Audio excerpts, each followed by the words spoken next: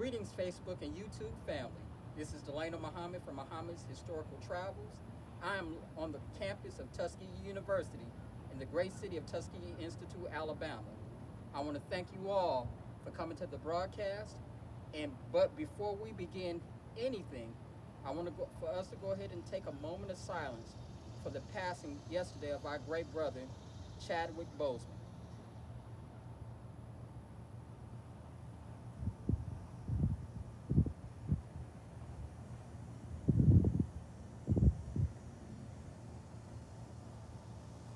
I am praying for his family, his friends, his loved ones, and the great legacy that he left.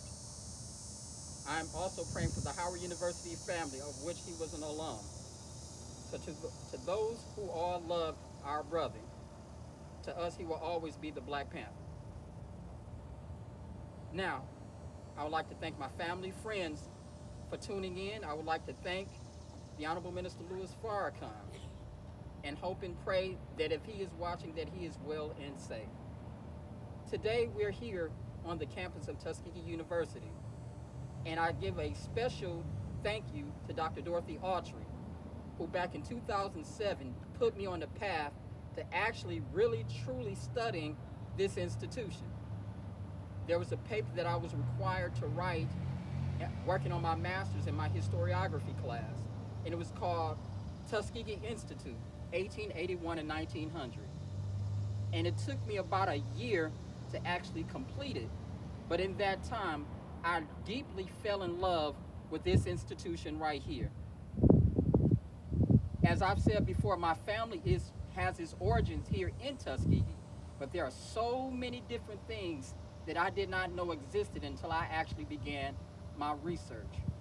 So today's episode is dedicated to the life of a strong Black woman who was a former teacher here from 1883 to 1915. Her name was Adela Hunt Logan. She was the wife of Warren Logan, who was the secretary of Tuskegee Institute under the principalship of Dr. Booker T. Washington. But before we go any further than that, I'm standing right here at the epicenter of the campus of Tuskegee University, which is called Lifting the Veil of Ignorance. This sculpture was dedicated to Tuskegee Institute on April 15, 1922 by Charles Keck. Charles Keck was a renowned architect and sculptor. This man actually made 34 statues throughout the United States and Brazil of this magnitude and of this greatness for all over the world to see. And when this statue was actually dedicated in 1922, there were 100,000 people on campus to actually see it actually being unveiled. So why am I here today? I'm here today for 4 reasons, because there are plenty of reasons to actually be on this great campus. But because we don't have enough time to go ahead and really, in one episode or even 10 episodes, to really break down the greatness of this institution, I'm going to only talk about 4.